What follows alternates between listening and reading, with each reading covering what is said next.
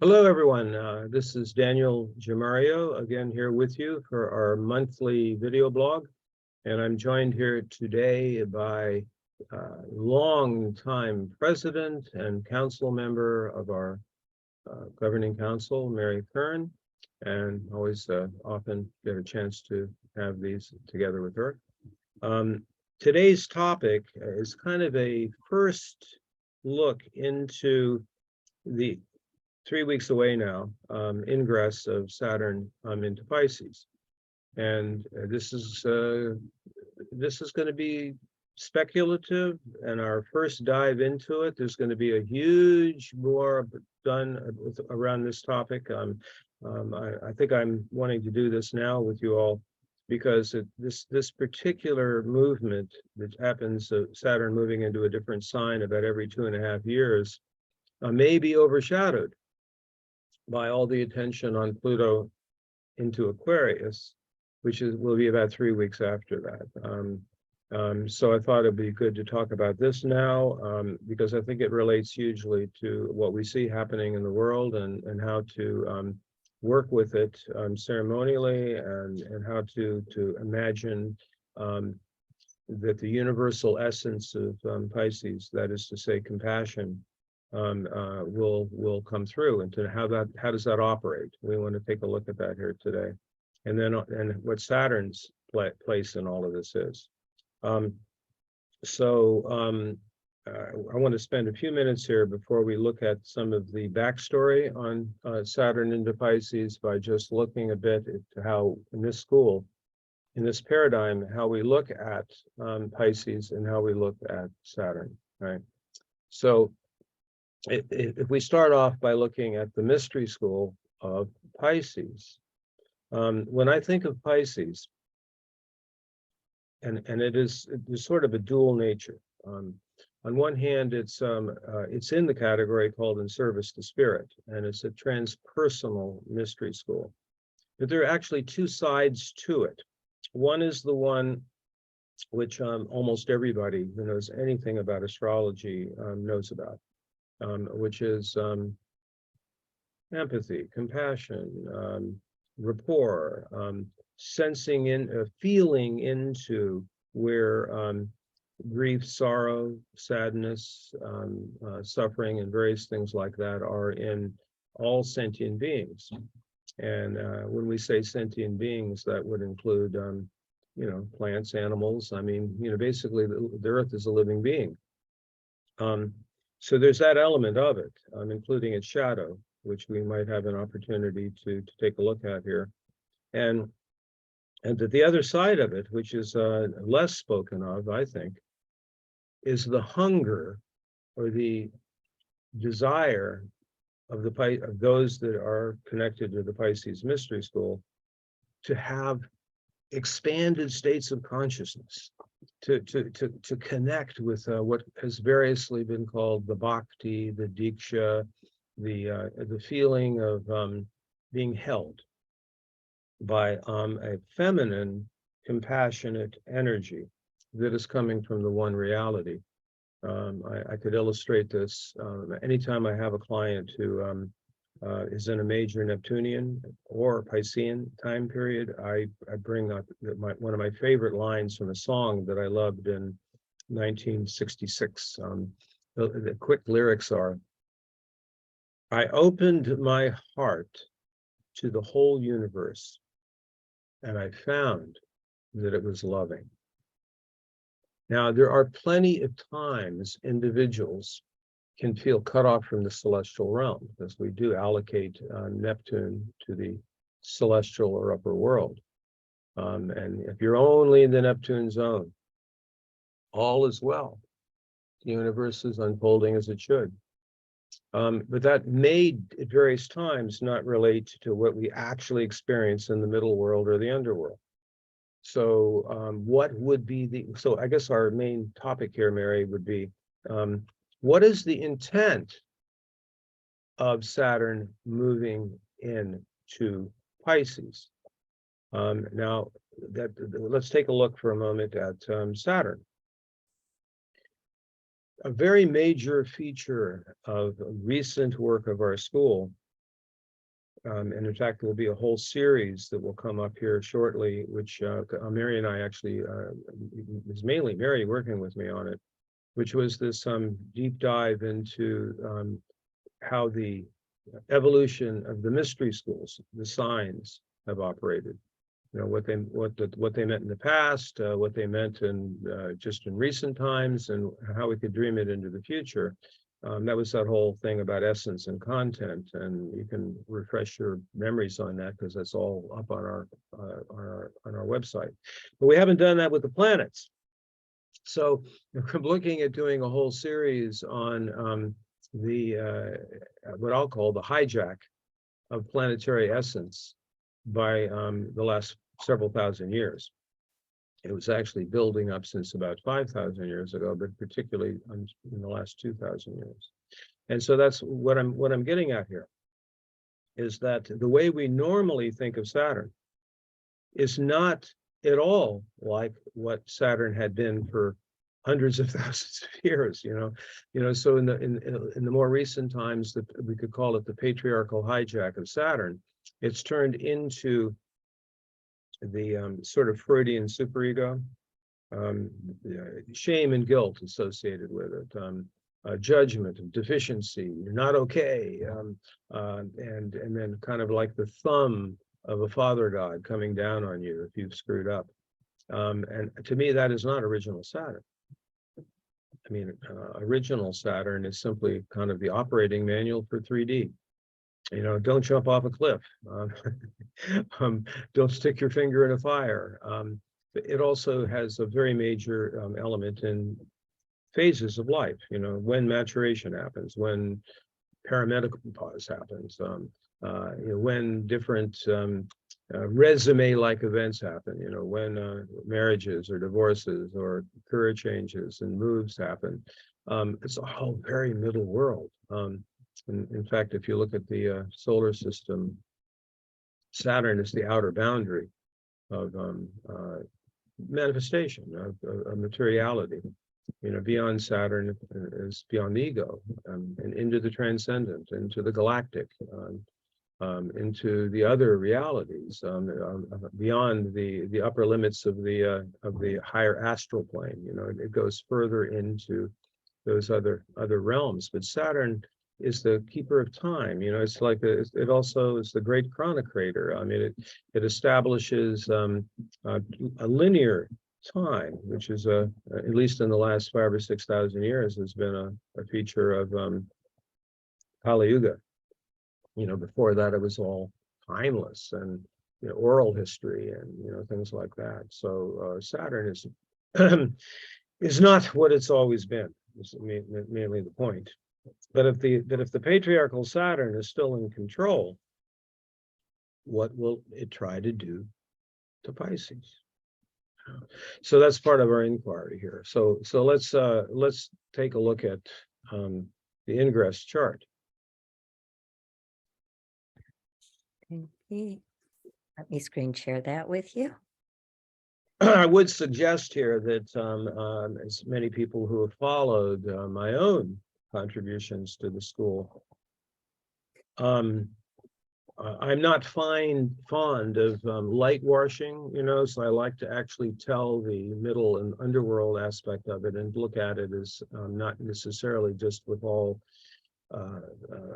butterflies and roses, and I know I'm saying, and we're actually recording this. You're not going to be seeing it on Valentine's Day, but we're recording this on Valentine's Day. This will come out in the next newsletter.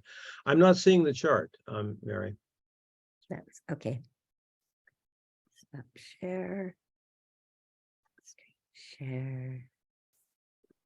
share. Share. You got it now? No. It's just a little strip at the top is showing up. That's very odd. Hang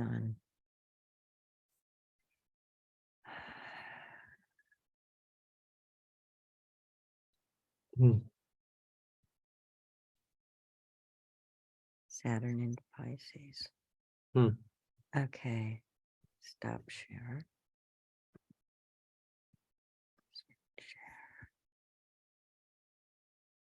Share. I wonder what happened. Is that, have you got it now? No, it's the same strip. It's it's on the cloud. I did it exactly the way I'm supposed to do this. Anyway, I can so I can find where I had the copy of that chart. I can go in and take it out of Astro Gold and see if it'll share from there. Wait a minute. Have you got it now? Yes, there it is. Okay. No idea what I did different, but anyway, we have it. Oh my goodness. You and I and most of the people I know have been having these strange technical things, unsent emails and oh, I didn't get that, or I won't even get into the litany of challenges I've been having computer wise. Thank you. This is good. So we can see the ingress March 7th. And one of the things that was actually blowing my mind when I looked at this and I compared it to someone who I think is an avatar to a certain extent of Saturn moving into Pisces, and that is Rudolf Steiner, who had the exact same moon position, Pisces, Mercury, and Sun, and he was a Saturn figure, Saturn opposing his Sun in Pisces. And he really spoke a lot about what was going to happen, 100 years ago, and about what it would actually take to remain human, to keep our hearts open, and because it's only through the heart that the Christos Sophia Christ energy can come through. It's through the heart, not through the brain, through the mind, So it's the heart where that loving Piscean energy can come through. Well, here we have the beginning of the 2.5-year time period of Saturn moving through Pisces. If we can keep in mind the intent of Pisces, expanded states of consciousness, connection to universal compassion and love, knowing that God is love, that the creator is a compassionate universe, even if we don't at the moment feel held by that. And then we throw Saturn into that.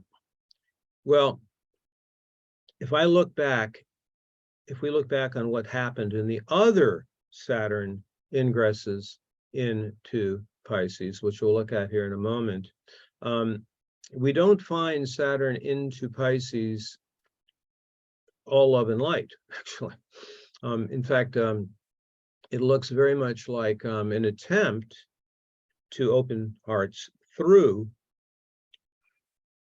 wars, destruction. It was actually under one of the Saturn into Pisces ingresses, the 200,000 were killed in India by a large cyclone.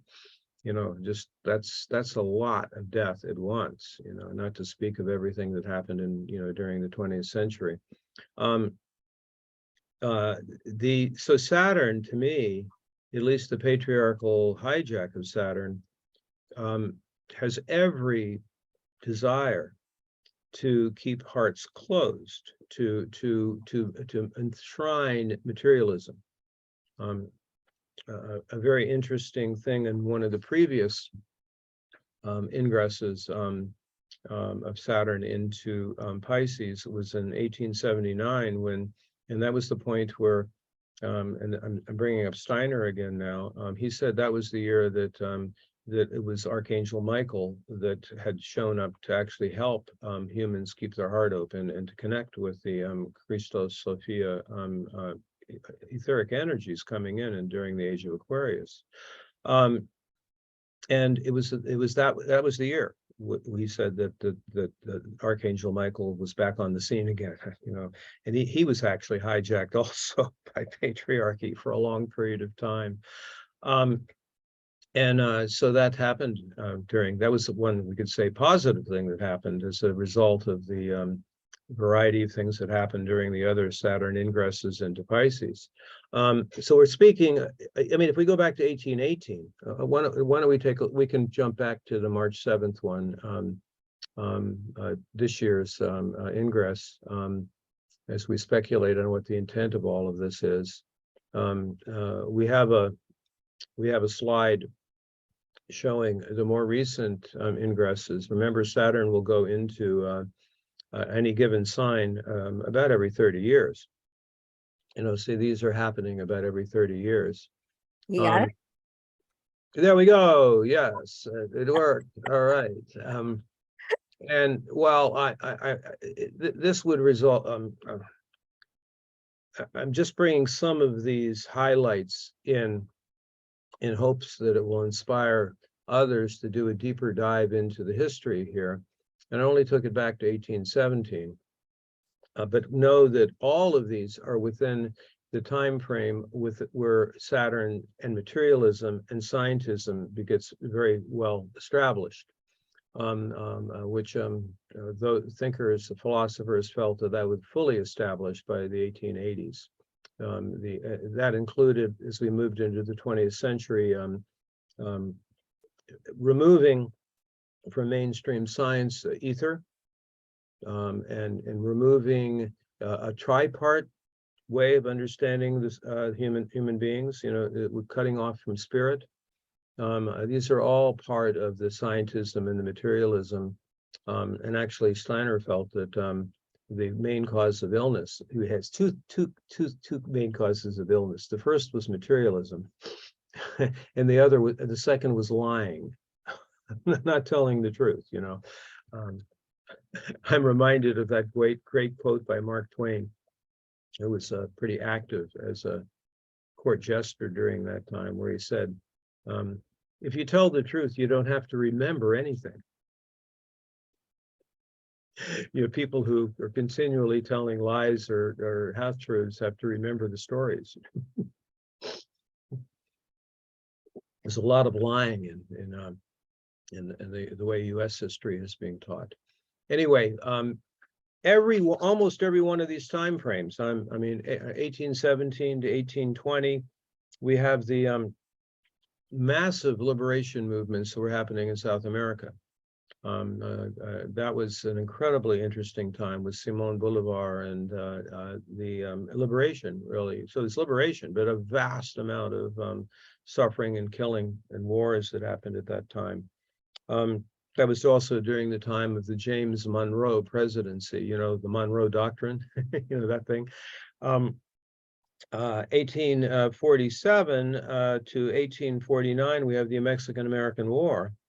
And that was also the time period where there's the massive wars in New Zealand of the killing off of the Maori that were happening at that point, the land wars that were happening at that time.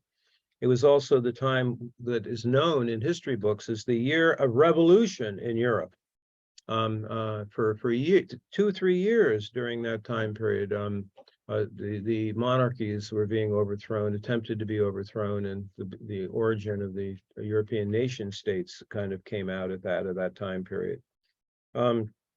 1876, 1879. Oh my goodness, there was so much. That was the American Indian Wars.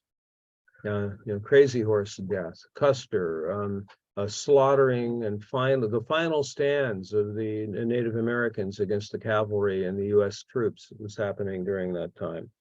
In 1905, 1908 time, under Theodore Roosevelt, another manifest destiny guy. We had the panic of 1907, 50% drop of the stock market, which resulted then in the bankers creating the Federal Reserve and the IRS and so on. We barely even need to talk about 1935 to 1938, which had an Aries ingress as part of it. There's so much happening then. One thing I can mention here as we're doing this kind of investigation, you cannot just only look at one thing.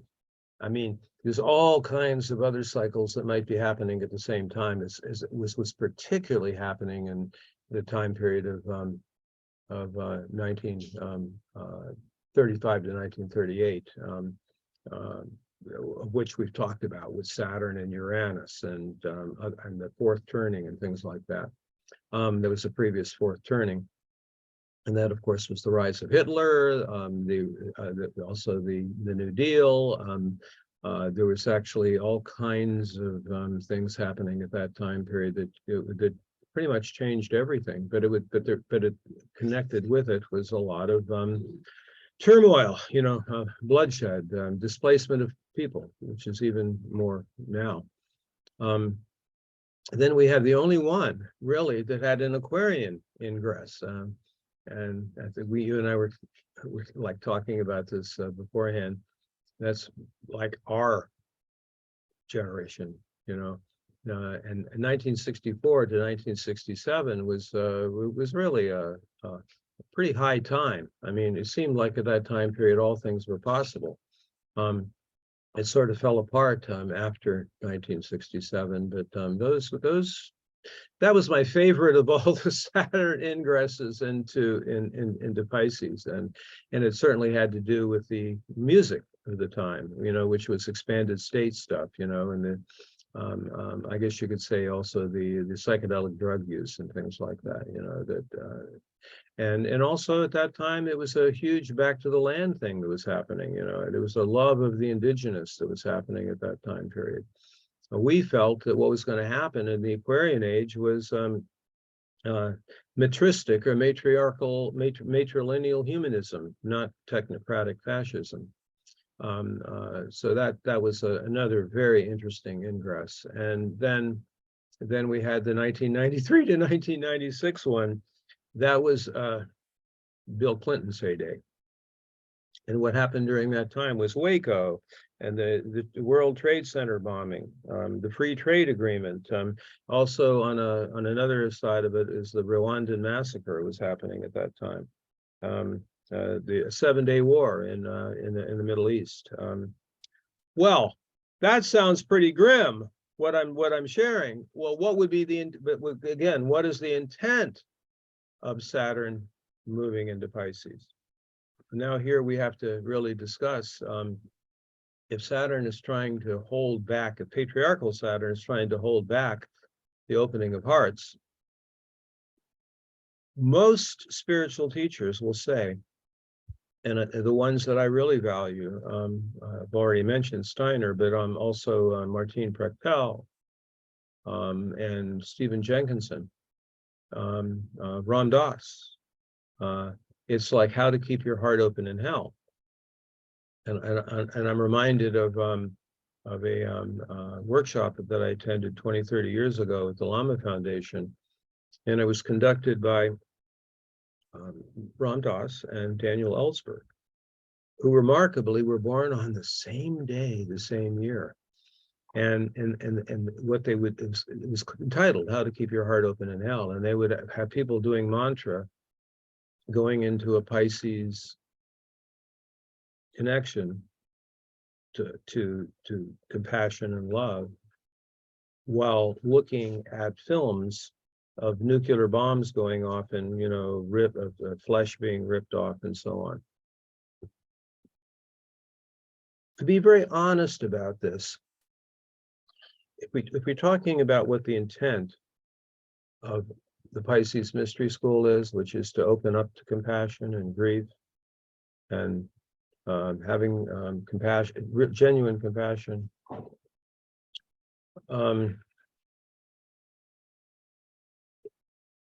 And I think that if we look back at history, disasters are often the thing that open hearts. People come together. And I think there is an attempt being made here through the situation we find ourselves on the planet to, even if it's shock therapy, to prevent Saturn from keeping the heart shut down. And my prayer is that this can happen, the opening of the hearts, without it being too mass suffering. I mean, well, it's kind of like, what will it take? What will it take in order to? I know you and I've talked about this a lot, Mary. Particularly Martine Prechtel's work. His view is that for the so-called members of advanced civilizations, the EU, America, Canada, Australia, New Zealand, and so on, there's such a disconnect from our indigenous roots, Even most Americans came, most Europeans came to America without their elders, and they had their elders here in this already on this continent, and they killed them off. And so there's a lot of grieving to be done about that. But if the hearts are shut down, how do you even get to the grieving? He felt, Martine and Jenkinson and these people feel that until the average Western person is able to grieve the loss they've had, that it's very difficult for there to be an awakening. Now, there's so many are awakening now, So I'm optimistic that patriarchal Saturn will not win. But what will it take to actually shock therapy to open the hearts to the fact that there is love, there is compassion, and that human beings can still be human, and not the shutdown and only putting human beings into the head, into the intellect, and not having any training for the opening of the heart. Your thoughts? Yeah, I loved what you said to me earlier about Saturn going into Pisces, is that increased longing for what Pisces represents. And with the Western world for 100 years believing in materialism, it was brought on by the patriarchal powers, the scientism, as you have said. And this, it was really all my generation even knew. It was the American dream, and you went to work and it was about things. But for someone who wants to open their heart, this huge amount of longing to get back to empathy and compassion, I think it definitely can happen through loss, but I think it can also happen by consciously taking on responsibility to serve others, get ahead of the game a bit. I don't know if that will lessen the blow any, but I think that even a lot of the youngest generation is already starting in some ways to embrace that. And just becoming aware of what's missing, that authentic human. What's been going on in the world and on the news has not been authentic at all. Virtues are missing. And to me, the authentic human incorporates the divine qualities that we have in the past called virtues, that's has to come back. And that awareness, the type of unconditional love that walks you through the types of things you're talking about that we may be asked to go through. I think only unconditional love and staying connected to source and grounding. I think it is so easy to talk about keeping your heart open, but if you can't ground into the earth and the sky, which is what really the Turning of the Ages Mystery School is all about. Right, totally. Yeah, you can't, you go into fear and you can't function. And, as a person with a lot of Scorpio and Pluto, that's always been my challenge. And having experienced a lot of personal losses in my own life, I've almost got a preview of this little setup that we're going into. Well, I know some of us require fairly drastic stuff to get our attention. For me, it took my first wife drowning, and that was the first time I really had any idea of what grieving really was. And it's when I first learned that if you really authentically grieve, it meant that you authentically loved.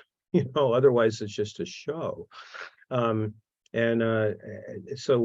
back to Martine, it's like Fractal, it's like, what will it take in order for that grieving process to begin? What will it take? And I don't know the answer to that. I think only great mystery knows the answer to that. But so far, the Holocaust, for example, or Pol Pot's killing of somebody, the Rwanda massacre, it's what Stalin did, what Mao did, that didn't seem to do the trick. So what will it actually take? It's just scientism and materialism is just doubled down. But I think creator definitely needs, great mystery definitely needs there to be a lot of composting going on, you know. So, you know, you brought up a very important word. This also part of, I think, the hijack of Saturn, and that's the use of the word responsibility. The way that Saturn, and to a certain extent Capricorn, has been hijacked is that now what is responsibility? Oh, it's responsibility to the shareholders. It's a responsibility to the quarterly profits. You know, and well, one of the things that comes to mind here that I forgot to research, there was a specific year in the 1800s, and I'm wondering if it happened during the Saturn ingress into Pisces, where the original corporate charters were rewritten. It used to be that you had 7 years, and if you were not proven to be of benefit to your community for the good of the community, they were canceled. And those laws were rewritten during somewhere after World War II, after the Civil War. And I'm really curious about that right now.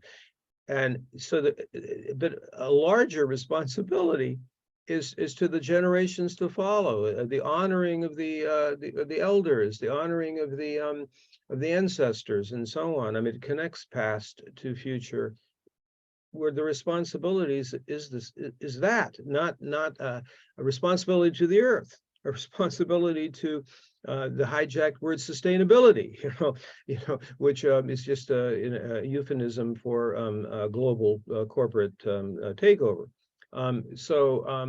Yeah, we need to get another kind of responsibility back. So I'm hopeful that Saturn, you know, when I made the comment, I hope I'm longing for the fact that Saturn, the patriarchal Saturn, is seen for what it is, that it's not the actual Saturn. You know, I mean, because if Saturn is the operating manual, we're not paying attention to the operating manual. You know, I mean, spaceship Earth is in tremendous danger. If a really large composting is happening, well, then we're talking about underworld stuff, and individuals really, if they have that connection to the compassion of the one reality, you know, the love force that all coming through, then, you know, what do we have? We have nothing to fear. Nothing to fear. Right. And as a seasonal sign, Pisces has always represented both the ending and the beginning. It's at that part of that ongoing cycle where the first glimpses of spring present. And just even during a harsh time, a winter time, there's whiffs of hope, whiffs of something better to come. And I think we have to really hang on to that too. Well, it's fascinating, isn't it, that the really huge ingress of Pluto into a new sign, and then the one every 2.5 years of Pluto into Saturn into a new sign, is surrounding the vernal equinox, which has that remarkable feature of a new moon right there, you know, within less than a day of the March equinox point. You know, so that's even more increases and amplifies the importance of these ingresses. And so we have the Saturn into Pisces just before, and then the Pluto into Aquarius just after that time period. It'll be really interesting to work over the next weeks, the next month, about that time period around the March equinox. I noticed when you were talking about what happened in the other Saturn into Pisces cycles, that what was more than once killed off were the indigenous people, the people that had been carrying the heritage of being connected to the earth. That, you know, it was easy to direct the rest of the population into materialism when you annihilated and removed those that showed us a different way. That still were operating their cultures from the heart. Right.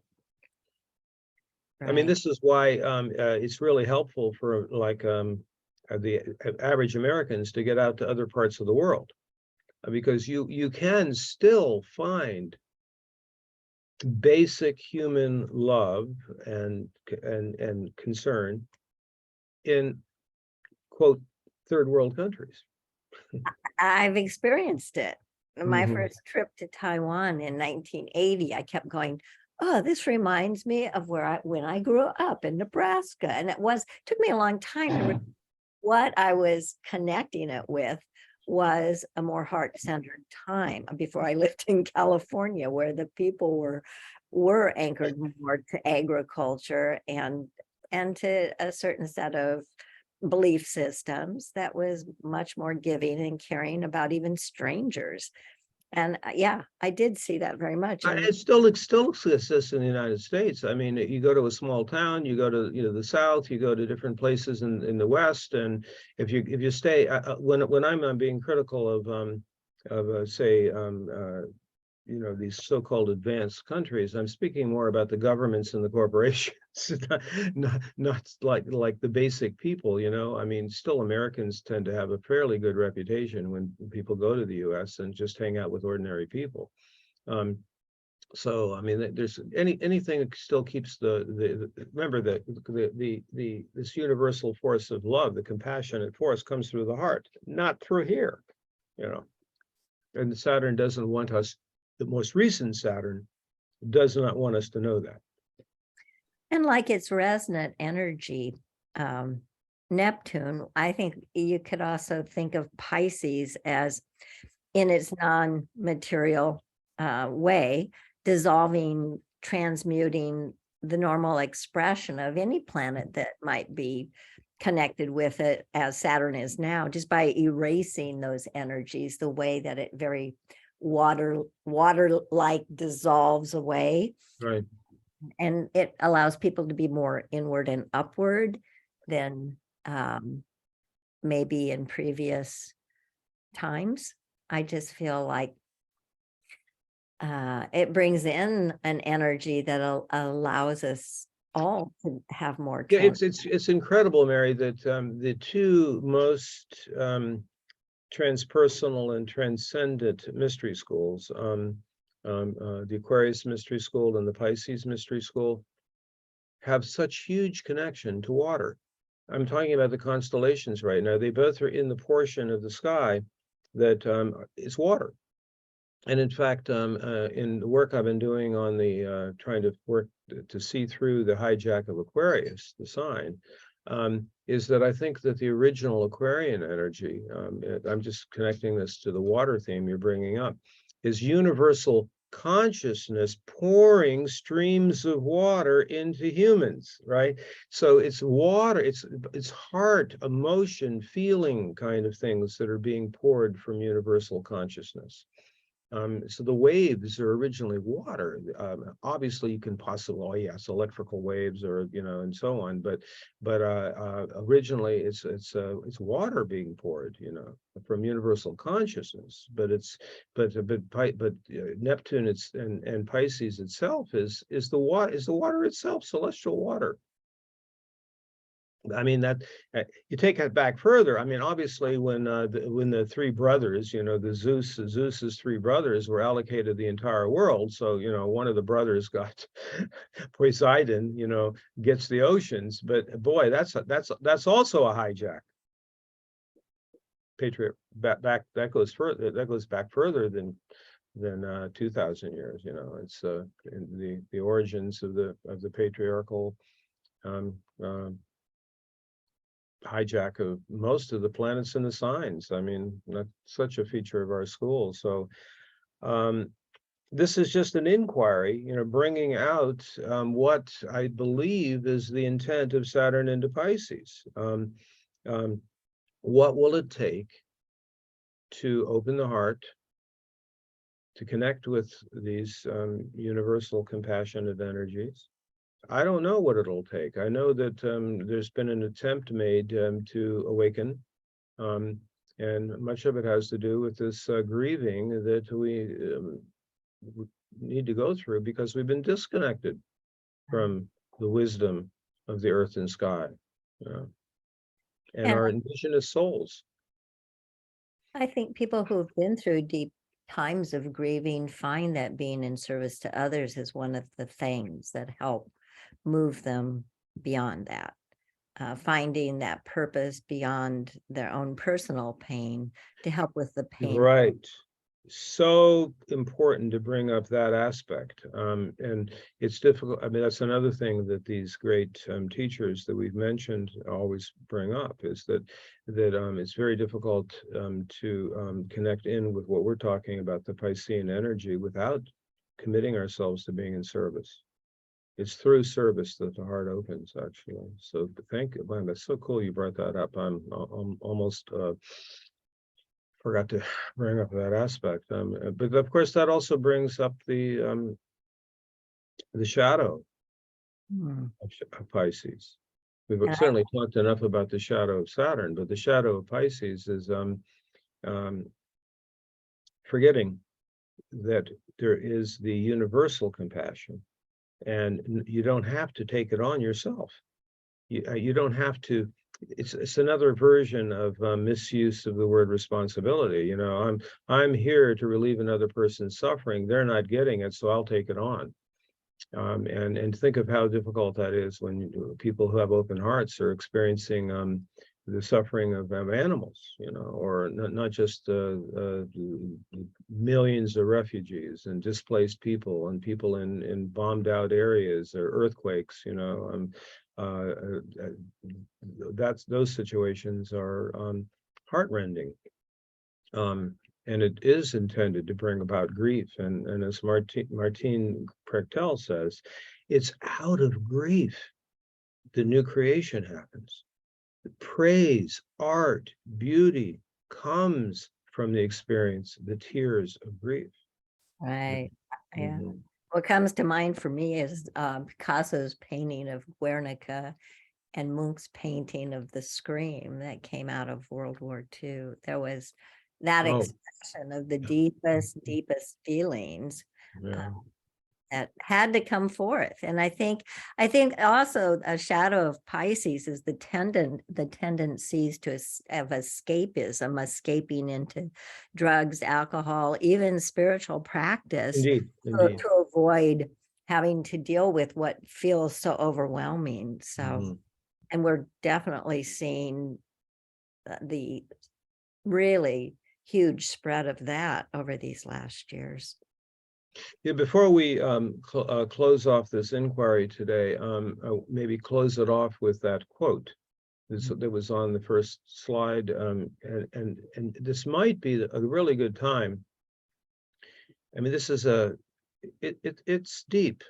This is not a superficial quote. It's actually my absolute favorite Rumi quote, and you kind of have to get to be with it for a while to see how much depth there is to this.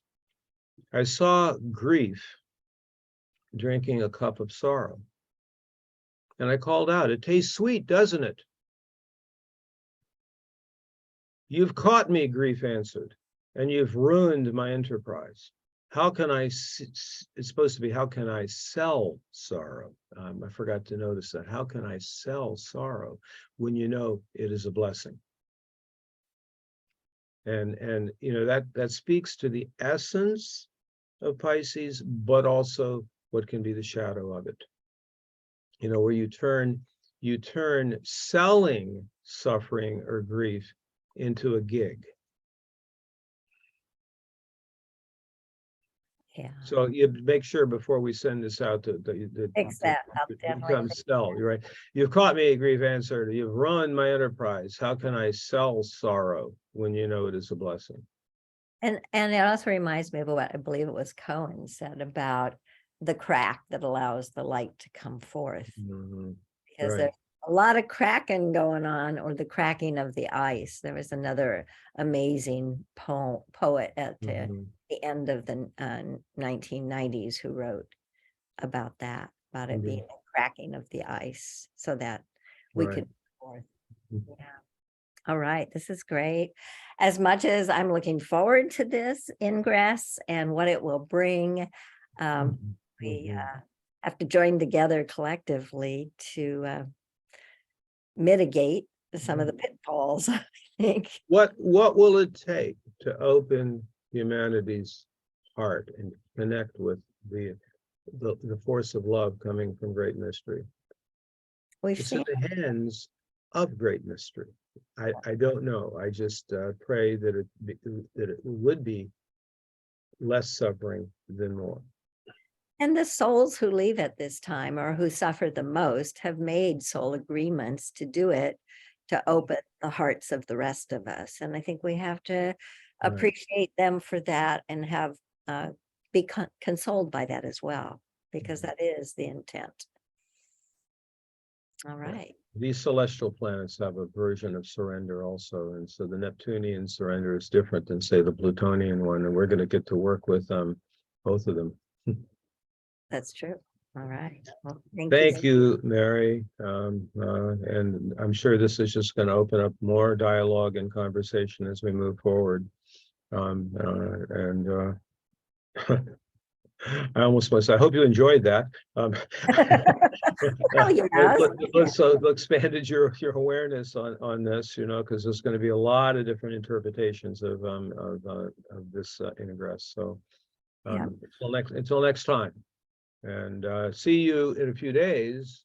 Actually, the newsletter will be on the members call. So if you see this The members call, but there is another event tomorrow. Is it tomorrow with yeah, but they're not going to know about that.